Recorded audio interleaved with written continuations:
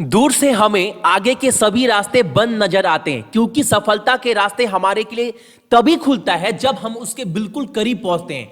तो मेहनत करो, कोशिश करो, गिरो, लेकिन फिर आगे बढ़ो।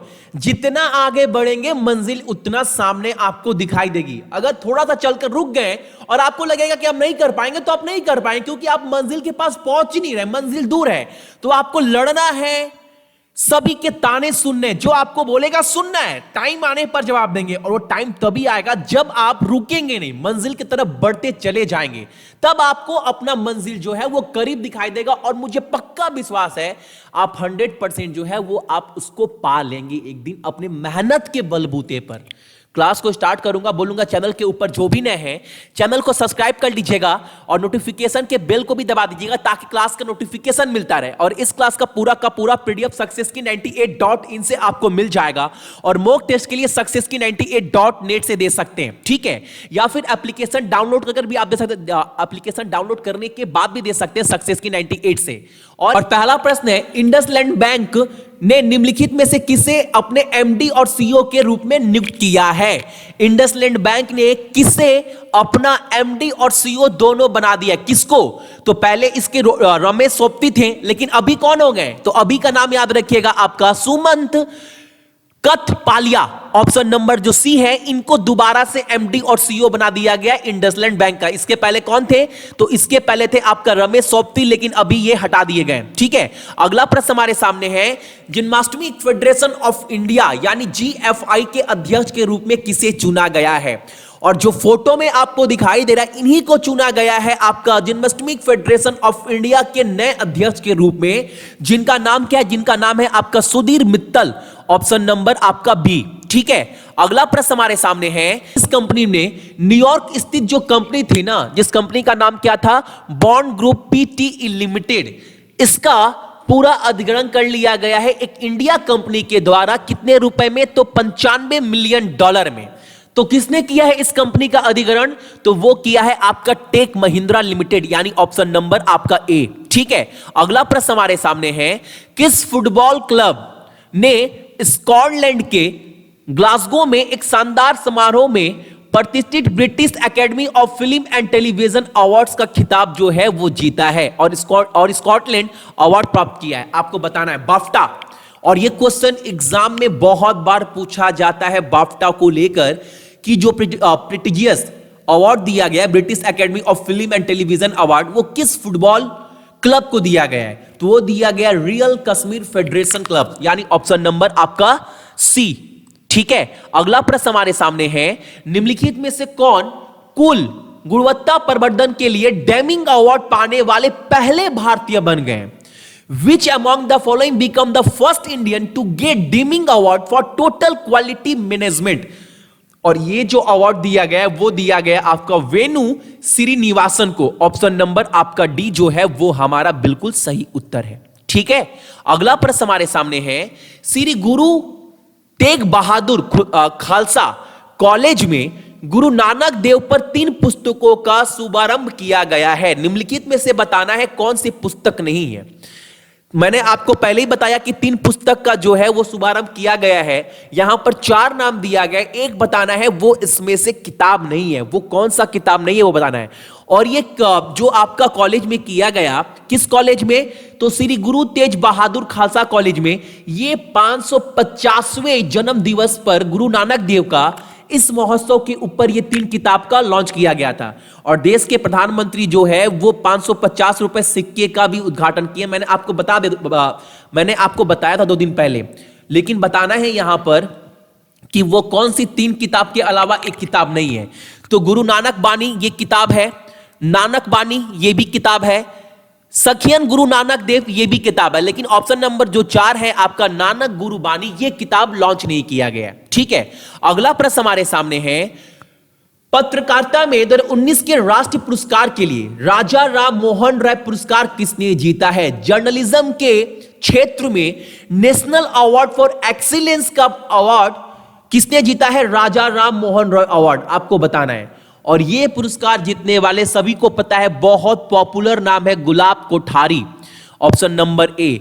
अगर आप राजस्थान से हैं तो इनको पक्का जानते होंगे। राजस्थान पत्रिका के जो है ये फाउंडर थे, सीईओ है, ठीक है, अगला चेयरमैन बोल सकते हो।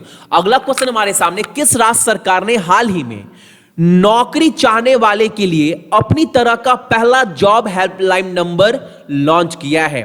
हेल्पलाइन नंबर क्या है ये आप नोट कर लेना, 7626 7626। अब जिनको भी जॉब चाहिए, ये राज्य सरकार क्या की है, एक नंबर लॉन्च की है। अगर आपकी एबिलिटी है, आप किस किस क्षेत्र में स्पेशलिस्ट है, तो आपको इंटरव्यू के लिए बुलाया जाएगा, आपको जॉब दिया जाएगा, जो बहुत अच्छा डिसीजन बोल सकते हो। और ये किस राज्य ने ये शुरू की है? तो ये शुरू की है आपका पंजाब राज्य सरकार ने, ठीक है, ऑप्शन नंबर डी। और पंजाब के सीएम कौन है? Shri captain Amarinder Singh. Governor Shri BP Singh Badnore. Capital क्या है पंजाब का? तो चंडीगढ़, ठीक है। अगला प्रश्न हमारे सामने है, पहला भारतीय और एशियाई जिसे 6 नवंबर 2019 को अंतरराष्ट्रीय संगठन विकास संघ यानी लोडा के महासचिव जीवीपी के रूप में चुना गया है, उनका नाम क्या है? तो उनका नाम है आपका बिनाया शेट्टी, ऑप्शन नंबर आपका ए। अगर एग्जाम में पूछ दे, name the first Indian and Asian who was elected as the general vice president of the international organisation development association, यानी आयोडा, लोडा बोला था, आयोडा के अध्यक्ष के रूप में यानी जनरल वाइस प्रेसिडेंट के रूप में किसे नियुक्त किया गया है? और ये पहले भारतीय और पहले एशियन है, याद रखिएगा। तो उनका नाम है आपका बिनया शेट्टी, ठीक है, ऑप्शन नंबर आपका ए। अगला प्रश्न हमारे सामने है कि Cholamandalam investment and finance company limited के प्रबंध निदेशक के रूप में किसे नियुक्त किया गया? चलो ये क्वेश्चन काफी इंपॉर्टेंट है। जहां तक मुझे याद आ रहा है 17 में भी ये क्वेश्चन एक बार पूछा गया था, जब उस समय नियुक्ति हुई थी। तो 19 में ये दोबारा ये पद किसको दिया गया है? ये नियुक्ति किसी की, इसकी जो नियुक्ति है ये किसकी की गई है? MD of Cholamandalam investment and finance limited company. तो उनका नाम है आपका option number C, Arun Alagappan. Option number जो सी है वो हमारा बिल्कुल सही उत्तर है। अगला प्रश्न हमारे सामने है, एक किताब है जिस किताब का नाम है आपका सिंप्लिसिटी एंड विजडम। ये जो किताब है, इस किताब के लेखक है कौन? ये आपको बताना है इस क्वेश्चन में। जो किताब है आपका सिंप्लिसिटी एंड विजडम, इस किताब के लेखक कौन है? तो इस किताब के लेखक है आपका, बहुत इंपॉर्टेंट क्वेश्चन है, इसको भी नोट कर लेना, एग्जाम में बनेगा ही बनेगा, बहुत इंपॉर्टेंट क्वेश्चन है। क्योंकि ये जो लेखक है इन्होंने बहुत सारी पॉपुलर किताब लिखी है, दोबारा इन्होंने इस किताब को लिखा है, तो जरूरी, बहुत जरूरी है इनका, इनसे जुड़े हुए क्वेश्चन आपके एग्जाम में बनने के लायक है। तो उनका नाम क्या है? तो उनका नाम है आपका दिनेश सहारा। ऑप्शन नंबर ए जो है वो हमारा बिल्कुल सही उत्तर है। अगला प्रश्न हमारे सामने है, किस आगामी बॉलीवुड फिल्म ने अफगानिस्तान के साथ अहमद शाह अब्दाली के चरित्र पर भारत के संबंधों को प्रभावित करने की आशंकाओं को जन्म दिया है? कौन सी मूवी? तो वो मूवी है आपका पानीपत। और पानीपत में एक्टर कौन है? तो अर्जुन कपूर। और एक बात मैं आप सभी को बता दूं, जो ये अहमद शाह अब्दाली है, यह एक जो है वो शासक रह चुके हैं दुरानी वंश के, ये भी याद रखिएगा, अफगानिस्तान के। तो ये क्वेश्चन आपको कट टू कट जो है वो क्लियर होना चाहिए। अगला प्रश्न हमारे सामने है, मलेरिया और डेंगू महामारी बुखार फैलाने के कारण किस देश ने स्वास्थ्य आपातकाल घोषित की है?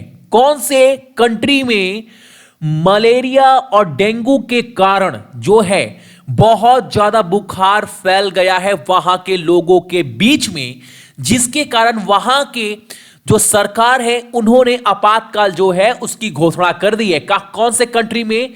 तो वो कंट्री है आपका यमन, ऑप्शन नंबर डी। और यमन का कैपिटल क्या है? तो वो है आपका सनास। और वहां का मुद्रा तो यामिनी रियाल। और वहां के जो प्रधानमंत्री हैं उनका नाम क्या है? अहमद ओबेद बिन दगर, ठीक है। अगला प्रश्न हमारे सामने है, मेट्रोपॉलिटन म्यूजिशियन ऑफ आर्ट के बोर्ड में चुने जाने वाले भारतीय कौन बन गए? तो फोटो में आपको दिखाई दे रहा होगा, ये कौन है? मुकेश अंबानी की वाइफ यानी नीता अंबानी को चुना गया है, ऑप्शन नंबर सी। अगला प्रश्न हमारे सामने है, राजस्थान के किस झील में विभिन्न प्रजातियों के 1000 से अधिक प्रवासी पक्षी यानी बर्ड मृत पाए गए हैं? बहुत बुरी खबर है। तो और आपको बताना है राजस्थान की किस झील में? तो उस झील का नाम है आपका सांबर झील, ऑप्शन नंबर सी। और आपके एग्जाम में कभी ये भी पूछ देना कि सांबर झील जो है वो किस राज्य में है, तो भी आपका आंसर क्या होगा, राजस्थान। और राजस्थान का कैपिटल जयपुर, वहां के राज्यपाल कलराज मिश्रा, मुख्यमंत्री तो अशोक गहलोत। ठीक है, अगला प्रश्न हमारे सामने है, निम्नलिखित मंत्रियों में से किसे हाल ही में भारी उद्योग और सार्वजनिक उद्यम का अतिरिक्त प्रभार जो है वो दिया गया है, और वो है आपका प्रकाश जावड़ेकर। ये पर्यावरण मंत्री भी है, आप सभी को पता है। अगला प्रश्न हमारे सामने है, वर्ल्ड पैरा एथलीट्स चैंपियनशिप में भाला फेंक प्रतियोगिता में स्वर्ण पदक किसने जीता है? और जो आपको फोटो में दिखाई दे रहा है, एक प्लेयर, एक एथलीट्स भाला फेंकते हुए, इन्होंने गोल्ड मेडल जीता है और इनका नाम क्या है, Sundar Singh Gujjar, option number B. ठीक है, अगला प्रश्न हमारे सामने है, संसदीय समिति के रिपोर्ट के अनुसार, उनके अकॉर्डिंग, पार्लियामेंट्री कमेटी के रिपोर्ट के अनुसार, इनके अकॉर्डिंग भारत में हर साल कितने प्रतिशत लोग जो है वो कैंसर के कारण मरते हैं? तो प्रतिशत याद रखिएगा, 68% लोग, यानी 68% लोग जो है वो कैंसर के कारण उनकी मृत्यु होती है भारत में। किस रिपोर्ट के अनुसार? तो संसदीय समिति के रिपोर्ट के अनुसार। ठीक है, अगला प्रश्न हमारे सामने है, किस मंत्रालय ने स्वच्छ निर्मल तट अभियान 2019 शुरू किया है? अब ये स्वच्छ निर्मल तट अभियान क्या है? तो जितने भी समुद्र के किनारे पे जो भी तट है ना, उसको साफ रखा जाए, इस पर ध्यान दिया जाए, यह अभियान बोलता है। और आपको मैं बता दूं, ये अभियान किसने लॉन्च किया है, किसने इसका उद्घाटन किया है? तो ये किया है आपका पर्यावरण, वन और जलवायु परिवर्तन मंत्रालय ने। और आपको मैंने थोड़ी देर पहले बताया, ये मंत्रालय किसके पास है? तो प्रकाश जावड़ेकर जी के पास ये मंत्रालय है। ठीक है, अगला प्रश्न हमारे सामने है, 2023 मेन हॉकी वर्ल्ड कप जो है वो कहां पर होने वाला है? यानी 2023 का पुरुष हॉकी विश्व कप की मेजबानी कौन सा देश करेगा? तो ये करने वाला है होस्ट आपका इंडिया, यानी ऑप्शन नंबर बी। ठीक है, अगला प्रश्न हमारे सामने है, 50 T20 में विकेट लेने वाले सबसे तेज भारतीय क्रिकेटर कौन बन गए? और ये नया रिकॉर्ड स्थापित किया है जसप्रीत बुमराह का रिकॉर्ड तोड़कर। कौन? तो चहल ने। तो चहल, मैं आपको बता दूं, यह रिकॉर्ड जो है चहल ने आपका 34 मैच खेलने के बाद ये रिकॉर्ड जो है अपने नाम किया है। यानी 34 मैच में इन्होंने 50 विकेट ली हैं और ये इंडिया के सबसे तेज 50 विकेट तक लेने वाले प्लेयर बन गए हैं T20 क्रिकेट में। लेकिन अगर आपके एग्जाम में ये भी पूछ सकता है कि विश्व भर में सबसे तेज विकेट लेने वाले, 50 विकेट लेने वाले खिलाड़ी का नाम क्या है T20 में, तो आपका आंसर क्या होगा? आपका आंसर होगा राशिद खान। अभी भी रिकॉर्ड उन्हीं के नाम पर है क्योंकि उन्होंने 31 मैच में 50 विकेट लिए थे। राशिद खान अफगानिस्तान टीम के अभी कप्तान भी है और बहुत अच्छे ऑलराउंडर भी है। ठीक है, अगला प्रश्न हमारे सामने है, 11वां ब्रिक्स समिट जो 13 से 14 तक होने वाला है, यानी आज भी है मीटिंग। ठीक है, यह मीटिंग कहां पर होने वाला है? तो ये होने वाला है आपका ब्राजील में। और आज का आपका पहला प्रश्न ये निकल कर आ रहा है कि ब्राजील का कैपिटल क्या है, करेंसी क्या है और वहां के प्रेसिडेंट कौन है? यानी राजधानी, मुद्रा और राष्ट्रपति ब्राजील के कौन है, ये आपको कमेंट कर कमेंट बॉक्स में बताना है। ठीक है, ये आपका आज का पहला होमवर्क है। अगला प्रश्न हमारे सामने है, पूर्व चुनाव आयुक्त का नाम क्या है जिन्हें हाल ही में निधन हो गया है, जिन्होंने भारत में चुनावी सुधार की पुरजोर वकालत की थी? आपको बताना है वो कौन से फॉर्मर पूर्व इलेक्शन कमिश्नर थे जिनका हाल ही में निधन हो गया है। तो उनका नाम है आपका TN Seshan, option number D. ठीक है, और आज का आपका दूसरा प्रश्न ये है, वर्तमान इलेक्शन कमिश्नर है कौन? ये आपको कमेंट कर बताना है। ये आपका आज का दूसरा होमवर्क है। ठीक है, तो ये थे आपके इंपॉर्टेंट करंट अफेयर 11 से 14 नवंबर तक। और एक बात मैं आप सभी को बोल दूं, क्लास का टाइमिंग जरूर देख लीजिएगा। कल रात को 12 बजे से रात को 1:30 बजे तक आपका प्रॉफिट एंड लॉस का 3rd पार्ट चला था। और कल आपको रात को मॉडरेट क्लास करवाया गया था, यानी मॉडरेट क्वेश्चन जो एग्जाम में आने लायक बनते हैं, तो वो क्लास एक बार चैनल के ऊपर आप चेक कर लीजिएगा और बाकी क्लास का टाइम जो है आप एक बार नोट कर लीजिएगा, ठीक है। सो जितने भी मेरे भाई बहन देख रहे हैं सभी को बहुत बहुत गुड मॉर्निंग, आपका दिन बहुत अच्छा हो और अपने साथ साथ अपने मम्मी पापा का भी आप लोग ख्याल रखिएगा, ठीक है। चलिए।